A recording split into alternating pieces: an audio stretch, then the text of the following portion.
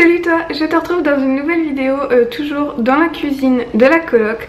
Je voulais absolument trouver un moyen de filmer dans le jardin pour que tu aies les jolis palmiers en fond et impossible, il y a beaucoup trop de vent dehors. Et enfin bref, c'est beaucoup trop chiant, donc voilà, tu m'excuseras, on est à nouveau dans la cuisine.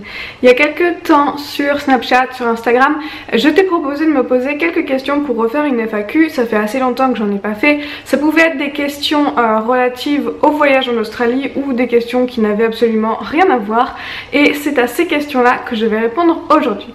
Je commence tout de suite avec les questions de Clémentine qui me demande déjà comment te sens-tu? C'est important. Je vais bien, je suis bien, j'aime l'Australie par-dessus tout, c'est un pays que j'aime vraiment énormément, dans lequel je ne sais pas pourquoi je me sens hyper bien. Je sais pas comment te dire en fait, je me sens hyper apaisée, je suis d'un naturel plutôt stressée et plutôt constamment énervée, et ici je suis vraiment super zen, là où à la maison j'ai énormément de mal à genre laisser tomber un truc, à genre souffler un coup, m'autoriser à rien faire, etc. Ici je suis la personne la plus zen de la planète, c'est absolument dingue. J'ai l'impression qu'il peut m'arriver n'importe quoi, par exemple bon ça se passe pas exactement comme je pensais au niveau de la recherche de travail, etc.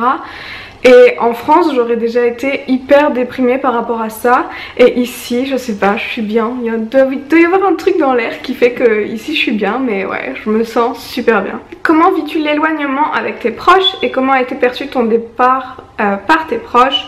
Ils ont peur, ils s'en fichent. Mon éloignement avec mes proches, je le vis plutôt bien. En même temps, pour l'instant ça fait un peu plus d'1 mois que je suis partie, et c'est pas rare que je parte 1 mois, donc ça les change pas trop on va dire. Après j'appelle ma maman, j'appelle mon papa, j'ai des nouvelles de mes frères et sœurs par Messenger, et bon on se voit pas forcément trop le reste du temps non plus, donc ouais je sais pas, c'est pas j'ai pas forcément l'impression d'être loin parce que je continue à parler avec les personnes que j'aime, donc ça me manque pas. Enfin c'est pas mal quand je dis ça me manque pas, c'est juste que pour l'instant j'ai pas spécialement l'impression d'être aussi loin. Et comment mon départ a été perçu? En fait ça fait super longtemps que c'est plus ou moins prévu, enfin j'ai toujours dit que je partirais pendant 1 an, et je pense que tout le monde a eu largement assez le temps de s'y faire, puisque je dis ça depuis que j'ai 16 ans, et je pense que tout le monde savait que le jour viendrait où je partirais, donc c'est pas qu'ils s'en fichent, mais je peux pas dire qu'ils ont peur quoi, parce que ouais, je sais pas comment dire, c'est pas qu'ils s'en fichent, mais c'est pas comme si c'était un truc de ouf pour eux parce que ça fait longtemps qu'ils savent que je partirais. Penses-tu que le koala devrait être élu petite bête la plus mignonne? Non, je trouve qu'il y a plein d'animaux qui sont plus mignons que le koala, notamment le koka. Et au moment où je filme cette vidéo, j'ai pas encore été à Rottnest Island, mais je vais essayer d'y aller bientôt. Et si entre le moment où je filme cette vidéo et le moment où je la publie, j'ai été à Rottnest Island, je vais insérer ici un petit koka. Et puis sinon j'insérerai ici une photo d'internet, donc vous saurez pas si je suis allée ou pas. Mais ouais, en termes d'animaux australiens, le koka a l'air plus mignon que le koala, selon moi. C'est quoi le plat typique australien? Y en a pas. Il n'y a pas vraiment de plat typique. Le truc alimentaire typique, attends, le truc alimentaire typique de l'Australie c'est la Vegemite. C'est genre une pâte à tartiner. Ah, je peux même pas mettre ma tête à côté. En gros, je déteste ça moi. En gros le Vegemite, ou la Vegemite, je sais pas comment on dit, c'est un truc qui a plus ou moins le goût du bouillon cube, mais que eux ils étalent sur un toast, sur du beurre au petit déj. Ils en mettent aussi dans les espèces de pâtisseries avec du fromage. Tu peux acheter du chocolat au Vegemite. Et là, j'en parlais avec mon colocataire qui se fout de ma gueule parce que je déteste ça et qui essaye de m'en faire manger à chaque fois. Ils ont sorti un genre de glace comme un Magnum au Vegemite. Mais c'est le truc le plus immonde de la planète. Genre je sais pas, c'est vraiment dégueu. Et eux ils apprécient vraiment ça. Comment se passe la coloc? Eh ben la coloc se passe super bien, je pense que j'aurais pas pu mieux tomber et je pense même que je risque de rester longtemps dans le coin de Perth juste parce que je sais que je retrouverai pas une coloc aussi géniale. Donc pour ceux qui n'auraient pas suivi les vlogs, je suis en coloc dans cette grande maison avec un Australien, donc on est que deux dans la maison et lui il est pas souvent là. Il est là le soir mais genre il doit rentrer à 17h et à 20h il est couché, donc je le vois pas tant que ça. Mais il est vraiment super cool, franchement c'est parce qu'il est australien hein, mais il m'aide énormément, il m'explique plein de trucs. Vu que j'ai pas encore de voiture, il me propose tout le temps de venir me chercher à la gare pour pas que j'ai à prendre le bus, etc. Je fête Noël, je sais pas si cette vidéo sera postée avant ou après Noël. Si elle est postée après Noël, et ben je suis censée fêter Noël avec sa famille. Donc c'est vraiment hyper cool. J'ai ma chambre pour moi et du coup en fait j'ai quasiment la maison pour moi parce que comme dit il est pas souvent là. Les week-ends il est pas souvent là non plus. Quand il est là il m'emmène faire du kayak ou faire des excursions et quand il est pas là bah, j'ai une baraque de ouf pour moi toute seule avec un potager. Ouais c'est vraiment la coloc de rêve. Donc ça c'était tout pour les questions de Clémentine, merci beaucoup pour tes questions. On continue avec Léna qui me demande et Ronron dans tout ça, ça a dû être dur de le quitter, de même pour tes proches, comment te sens-tu par rapport à ça? Bon j'ai déjà répondu pour mes proches, c'est vrai que j'ai pas répondu pour Ronron. Ronron est resté chez mes parents avec Goofy, donc l'autre chat de la famille, et je sais qu'il est bien parce que ma maman s'en occupe à chaque fois que je pars en voyage, donc je sais qu'il est bien. Je reçois régulièrement des photos, il va bien, il ronronne, voilà, il est sur le canapé avec mes parents et il leur fait des petits câlins. Question suivante de Oriane, je voulais savoir comment ça se passe là-bas, si tu as des amis, des bonnes connaissances, je me demandais aussi pour ton boulot si tu as trouvé un job cool ou tout ça. Donc au niveau des amis, on va dire plutôt des connaissances parce que le truc qui est assez particulier quand tu pars pendant un an et surtout au début avec les 2 ou 3 premières semaines, 2 premières semaines du coup où j'étais à l'auberge, tu rencontres énormément de gens parce que bah déjà moi j'étais dans un dortoir de 8 où en gros tous les jours il y avait au moins 3 personnes qui changeaient dans le dortoir, donc tous les jours t'es amené à rencontrer de nouvelles personnes, mais c'est différent dans le sens où tu rencontres des personnes que tu sais qu'en fait dans 2 jours elles vont partir. Et du coup ouais tu rencontres des gens mais c'est pas vraiment genre des relations sur le long terme, je sais pas comment dire. En fait au bout des 2 semaines là-bas, il y a des gens genre c'était ah salut tu restes pour combien de temps? Une nuit. Et tu te dis ben ok est-ce que ça vaut le coup de s'investir émotionnellement avec la personne, genre de vraiment apprendre à la connaître et tout, parce que de toute façon le jour d'après elle part. Donc je sais pas, c'est un peu bizarre, mais par contre j'ai rencontré des filles qui sont super chouettes, notamment Emma et Pamela. Emma c'est une anglaise et Pamela une écossaise avec qui j'étais du coup pendant les 2 semaines dans la même chambre, parce qu'on est 3 à pas avoir bougé de la chambre en fait. Et du coup ouais elles sont super cool, genre j'ai croisé Emma en ville l'autre jour, on se fait des gros câlins mais comme si on se connaissait depuis super longtemps, donc ça c'est vraiment chouette. Et après bah, du coup j'ai mon coloc avec qui je passe le reste du temps quoi, quand je suis pas en ville avec les filles que j'ai rencontrées. Je suis avec mon coloc et quand je suis avec les filles que j'ai rencontrées bah par exemple la dernière fois on a été fêter l'anniversaire d'un Australien que Pamela connaissait et du coup bah voilà elle m'a présenté puis on a passé la soirée tous ensemble mais c'était super drôle. Mais je trouve que les rencontres se font très facilement, c'est un truc qui me faisait vraiment peur et parce que je suis pas quelqu'un de très social et que j'ai beaucoup de mal à aller vers les gens. Même si je sais, les gens, je sais qu'il y en a beaucoup qui vont pas me croire quand je dis ça, mais je suis pas vraiment une personne hyper ouverte et j'ai énormément de mal à aller faire le premier pas d'aller parler à quelqu'un. Mais voilà, ça se passe mieux que ce que je pensais, donc c'est super cool. Et pour le boulot, pour l'instant, j'ai pas trouvé, mais j'avoue que je me laisse un peu vivre, genre c'est pas grave, je finirai bien par trouver quelque chose. Amélie, ma copine Amélie me demande peux-tu te téléporter pour venir manger une assiette kebab avec moi une journée?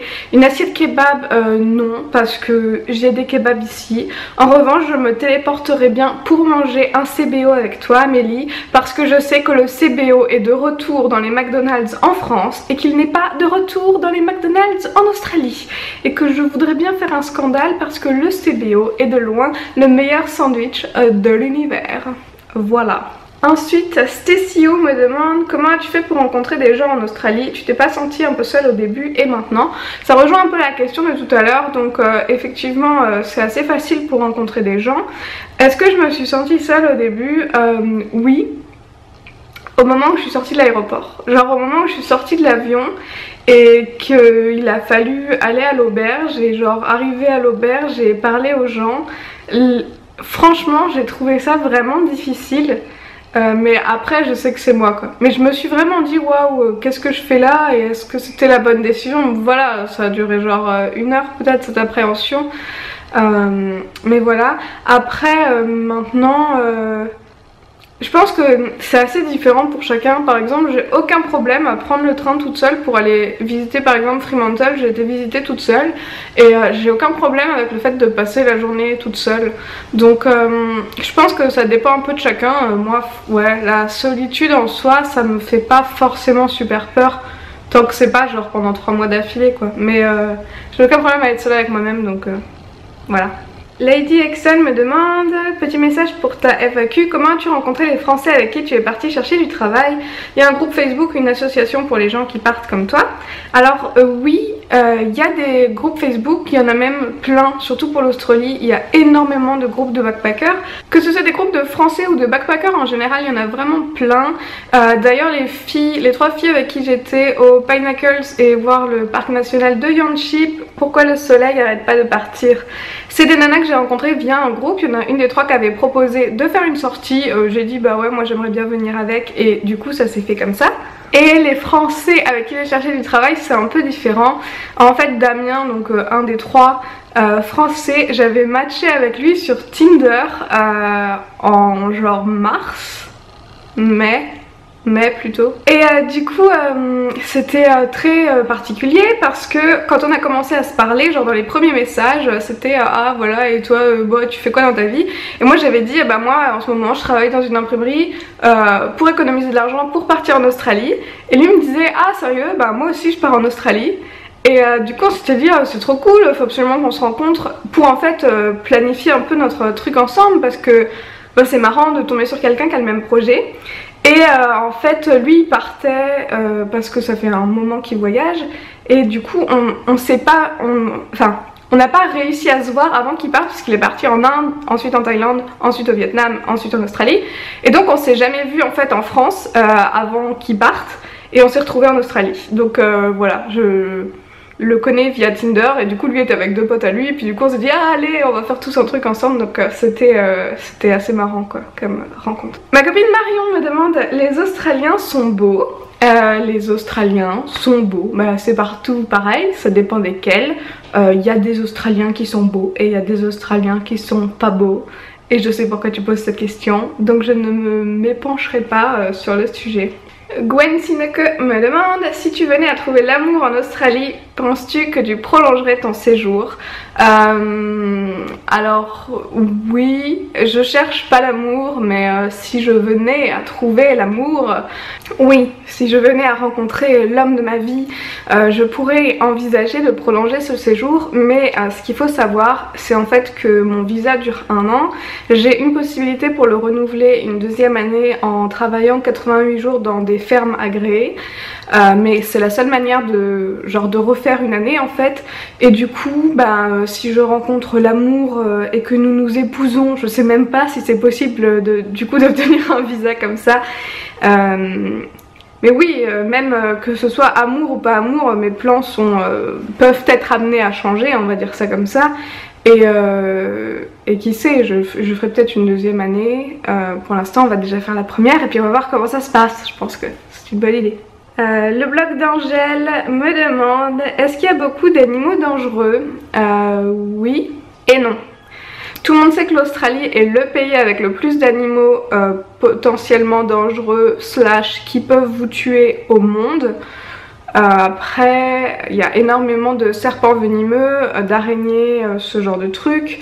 Les kangourous, c'est assez agressif aussi en fait. Même les koalas, c'est pas aussi gentil que ce qu'on pourrait croire. Et après, il y a tout le problème des méduses, il y a des crocodiles dans le nord de l'Australie, il y a beaucoup de requins au large des côtes australiennes. Est-ce que c'est tout? Je ne sais pas. Mais bon, il y a des scorpions, ce genre de choses, enfin bref. Il y a des listes longues comme le bras d'animaux potentiellement mortels, mais bah, j'en ai pas vu quoi. Après c'est comme ça, c'est un des premiers trucs que j'ai demandé à mon coloc quand on a commencé à discuter, c'était bon sinon des serpents t'en vois tous les combien, et voilà, il en voit pas très souvent, donc tout va bien. Quand je dis pas très souvent, c'est genre vraiment très rarement, genre 6 en 27 ans. Je devrais m'en sortir. Mais oui, après, bon, quand t'es en ville, ça va. Plus tu vas dans le désert, plus t'as des chances de croiser des trucs pas chouettes. Mais voilà. Et leur accent anglais est-il prononcé? Bah, leur accent australien, oui, il est prononcé. C'est vrai que j'ai assez des facilités moi à le comprendre parce que je suis pas mal d'artistes australiens dont j'écoutais les interviews etc. L'an dernier j'ai pas eu plus de mal que ça à le comprendre sur la côte est. L'accent sur la côte ouest est encore plus prononcé et ça demande assez de concentration. Donc c'est pas forcément un pays que je recommanderais aux gens qui sont nuls en anglais et qui veulent apprendre l'anglais parce qu'il faut quand même sacrément s'accrocher pour comprendre l'accent. Mais moi c'est un accent que j'aime énormément et quand je suis arrivée, enfin quand je suis sortie de l'avion et que j'avais cette espèce de flottement de bah merde qu'est-ce que je fous là et comment je fais enfin j'étais un peu genre gelée, genre qu'est-ce qu'il faut faire maintenant. J'étais assise sur un banc et il y a une Australienne qui s'est assise à côté de moi et du coup enfin genre j'ai enlevé mon sac et puis elle m'a dit genre ah mais non enfin tu sais t'inquiète c'est bon te dérange pas pour moi, un truc comme ça, et je l'ai entendu parler avec son accent australien et je me suis dit ah ouais ça y est tu vois, je me souviens pourquoi je suis là, je me souviens pourquoi j'aime l'Australie, tout va bien. Entendre l'accent ça m'a vraiment fait un bien fou quoi. Et ouais moi j'adore cet accent, du coup je suis tout le temps en train d'emmerder mon coloc pour qu'il me parle ou pour qu'il m'apprenne vraiment genre le jargon australien etc. Donc on a des conversations qui sont vraiment super drôles parce que il va faire de manière très très prononcée l'accent. Pareil avec Cody, le gars dont on a fêté l'anniversaire, voilà, il commence à parler en mode comme quand nous on fait un accent par exemple du sud ou un accent alsacien très prononcé, eux font la même chose pour me faire marrer et je trouve ça vraiment super cool. Ensuite j'ai Laurie qui me pose une question très particulière qui a pour le coup rien à voir avec l'Australie, qui me demande en gros s'il y a des personnes de ma famille ou mes ex qui regardent mes vidéos et tu réagirais comment si une abonnée était la copine de ton ex. Mes parents regardent toutes mes vidéos, peut-être ma soeur et mes frères de temps en temps. Après j'ai des amis proches qui regardent mes vidéos même quand je leur demande de pas le faire et ils se reconnaîtront. J'ai mon coloc qui regarde toutes mes vidéos même s'il y comprend rien. Et oui, mon ex, j'ai appris ça, regarder mes vidéos et sa copine aussi, donc oui, la copine de mon ex regarde mes vidéos, mais je doute qu'elle se soit abonnée, tu vois. Après, c'est ça qui est assez marrant, c'est que, voilà, il y a un certain nombre d'abonnés sur cette chaîne, et je sais pas vraiment qui c'est, tu vois. Je sais qui c'est quand on me laisse des commentaires. Il y a certaines personnes dont je sais qu'elles me regardent. Récemment, il y a une fille avec qui j'étais au collège qui a commenté mes vidéos. Il y a mon ex de quand j'étais au collège qui a commenté une de mes vidéos aussi. Et du coup il y a certaines personnes, j'arrive à savoir ce que c'est. J'ai certains de mes anciens collègues de bureau qui regardent mes vidéos, mes vlogs en fait, pour savoir ce que je fais depuis que je suis en Australie.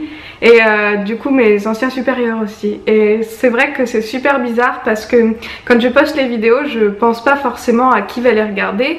Et bon après c'est pas quelque chose qui me dérange dans le sens où je choisis de mettre en ligne ce que je mets en ligne. Et ce que je te raconte dans les vlogs c'est pas des trucs hyper privés donc ça m'est égal.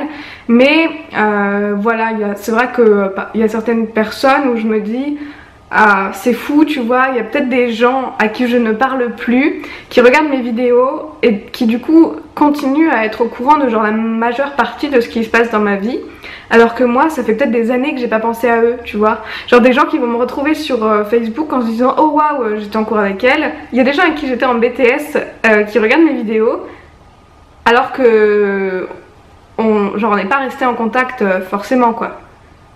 Et même des gens avec qui je parlais même pas à l'époque. Du coup c'est très particulier en fait cette histoire d'abonnés etc. Bah, parce que pour la majeure partie je sais pas qui vous êtes et que du coup bah, c'est super drôle. Après voilà. As-tu une dédicace à faire? Eh bah oui, dédicace à tous les rageux qui regardent mes vidéos et je sais pas, que ça les fait mousser alors qu'il n'y a rien à voir. Voilà. Et c'était la dernière question, la petite dédicace pour la fin. Donc j'espère que cette vidéo t'a plu. Si tu veux que je fasse plus de FAQ, et ben je pourrais en refaire. Peut-être pas dans cette cuisine, hein. On essaiera de trouver un setup un peu mieux la prochaine fois. Voilà. Dans tous les cas, tu le sais, moi tu peux me retrouver 2 fois par semaine par ici, le mercredi et le samedi. J'arrive à ne pas rater mes rendez-vous de la semaine, donc ça c'est plutôt cool. Sinon tous les autres jours, tu peux me rejoindre sur Instagram, Facebook, Snapchat ou Twitter, surtout sur Instagram Story, où j'essaye d'être quand même assez active. Enfin bref, on arrivera bien à se retrouver quelque part sur internet, j'ai absolument aucun doute là-dessus. Alors je te fais de gros bisous et je te dis à très vite. Bye! Et si tu veux voir la dernière FAQ que j'avais publiée sur cette chaîne, c'est une FAQ avec le grizzly. Voilà, tu peux la regarder, je te la mets en lien juste là. Salut!